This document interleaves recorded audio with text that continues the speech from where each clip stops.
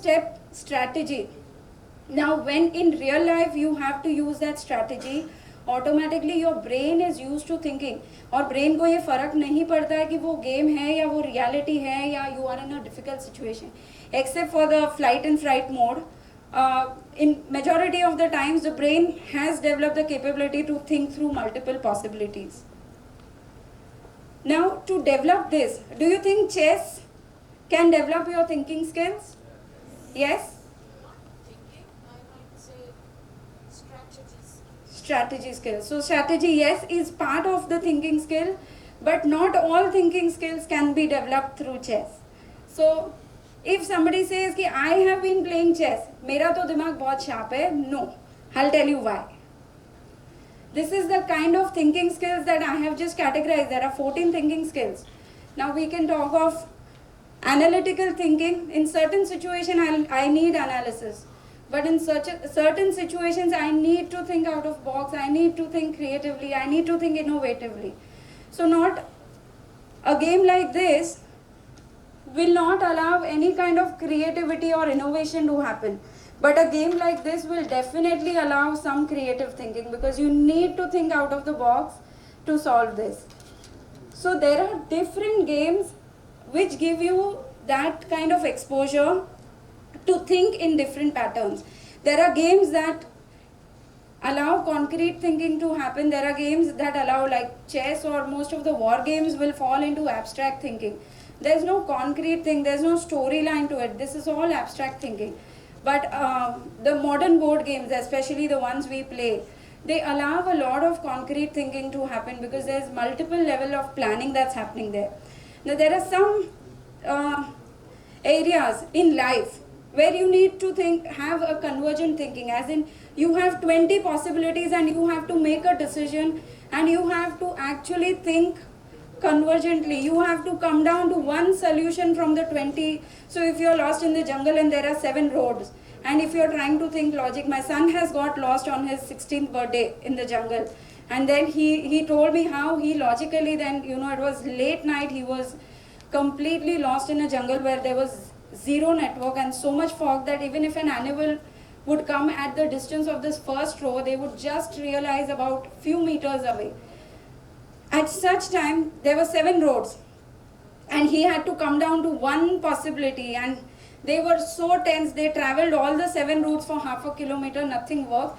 They came back to the center, just 2 of them were there, and finally he said, Mama, I just sat calmly, and we said, let's relax our mind. And then he heard the sound of a stream, and he knows this logic that all streams lead to the city. So ultimately he decided to follow that route. So out of the 7 different possibilities, he used his certain logic, and he actually decided on one route to follow and go ahead with that. They finally managed to come out, thankfully.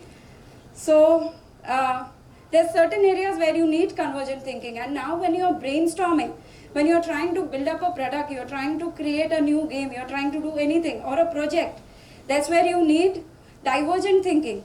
You have one project topic, but you have to think in 20 directions. This can happen, this can happen, this can happen. So we are actually, when we are creating a project, first a divergent thinking is happening, then the convergent thinking is happening.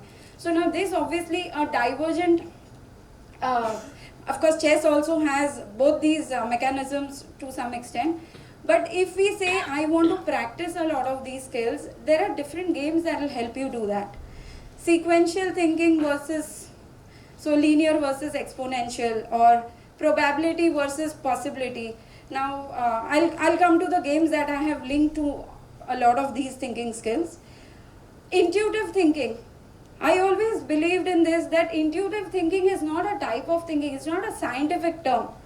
But if anybody has heard of Mensa puzzles, MENSA, Mensa puzzles, they are very famous, widely used in UK and European countries.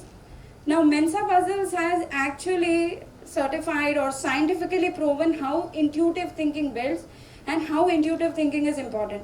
Of course, I and my husband are strongly intuitive and we take multiple decisions, but I actually read the science behind what happens in the intuitive thinking. And there is a game for intuitive thinking as well. And of course, rational versus emotional thinking. There are certain areas where we take rational decisions. So for example, I uh, I had a lecture here, okay, today. So rationally, I am definitely supposed to be here. But now, if an accident takes place in a close family's house, then emotionally I will be pulled to go there. I will in some way or the other tell Kaustuv, please manage my session today itself. I have to leave. I can't take the afternoon session. I'll do everything.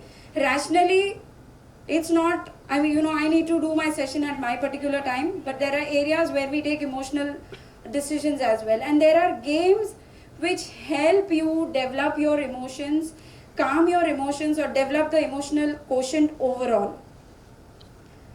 So games are like real world simulation. I'll show you a couple of games, and this of course is something I feel every single age group should adopt to. Children in school, children in college, everybody has some, there are some games for me that we have for every single age group. As I said yesterday evening also, we have teenagers who are like 13 to 23-year-olds who come and play games every day at our house. Every evening they are at my house. So there are games for everyone, and they teach the real world simulation in many ways. So we will face different situations in our entrepreneurial life, in our family life, in our professional life, and lot of games actually create that situations in the game itself. Monopoly is known to most people. Monopoly is the typical let me take Game of Life. Game of Life is actually following the life circle where you're going through different stages of life, and you have to sometimes spend money and take, but these are very simple games. We hardly play these games. There are many more complex games which also talk about the real life, or they create that stories of real life, but it makes you think in multiple parameters. Excuse me, madam. Can I add one point? Yes. Actually, I was doing some research about this. But the main thing is in India, your point, I really appreciate your valuable point. Yes. But, the problem is implementation. Implementation. Because Okay. we have games and everything, but there is no particular place or something in our cities or village or education institute to encourage this. Correct. Like a maker meet for the Maker's lab. space, Yes. maker lab for a Yes. game place or something like that. Yes, So it has absolutely. to be implemented, then only the things can be implemented in the country properly. True. True. What's your name? Jijesh. Jitesh. Okay. Jijesh. So your points are absolutely right, and that is very promising thing for the future generation of our Absolutely. country. And that's a very, very valid point that you have brought out, that we don't have places, and I will definitely be coming to those points towards the end of my session. So as I said, I have games which teach economics. There are games, and literally the world economy, how it operates, how resources, there are more resources in certain area, there are less in certain, how certain level of politics is taking place, how resources are managed, how the money is managed, how when one person is gaining everything, the other gets affected. All these things come into the games. The kind of modern board games that we play, I can ensure you I have something for every of these things that I have written. Planning and mapping happens in multiple games, even right from the single player games to the modern board games. Competition and dependency, risk taking. Now risk taking is a very, very important ability, and there are companies which actually have tied up with companies like Pymetrics. Those are game development companies, and so for example, when you apply for a huge company, for a Fortune 500 company, they will not immediately accept your CV and call you for an interview. They will ask you to go through a series of tests. They might ask you to go through certain aptitude tests. Now, Pymetrics is one of the largest organization in the world who creates games online. They create an app. They create the login for a particular any company. And if I apply for that job, after my CV is sorted and selected, shortlisted, they will ask me to play certain games. And that game will immediately give away my result, how much of risk-taking ability I have, how much of planning skills I have, how much of thinking I have, how much of emotional decisions, rational emotional decisions I can make.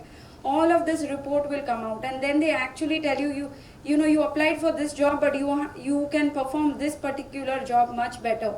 So they actually help you develop. And risk taking, there are games which literally will make you think and take decisions while taking risk. And if you're not risking, you are not gaining. And if you are risking too much, you are likely to lose too much. All that economic cycles that we talk of, all that possibilities of risk taking is clearly highlighted in these games. Decision making, of course, comes in multiple games. There are certain games which, now when I talk of my son, he's very weak at making negotiations. He will do anything that he wants, but if I ask him to go and negotiate with somebody, it's very difficult for him. So we are still, I think he will take some time for that. And each one of us has some strength, some weakness. Now there are games in which I literally need to negotiate. So if I'm playing with 3 players and I have something less or more, I need to negotiate, I need to plan, I need to talk to that person and say, listen, let's barter this, let's do this, or let me give on this. We look at win-win situation, or we look at things where I can get more, and every possible kind of negotiation, but that game requires you to do that. So automatically within the game, and you don't feel unsafe when you're playing games, you're always in the best of your mood, you're always in the best of your performance state. And in that situation, you are learning a lot of skills. So yeah, I'm coming to one example of different games, and there are many other games obviously which require analytical thinking, but this is one game made by an Indian board game designer. Now when we talk of board games or the modern board games, it's a completely new vertical that's coming up. Besides the toys and games, this board game is a completely separate industry that's coming up. And in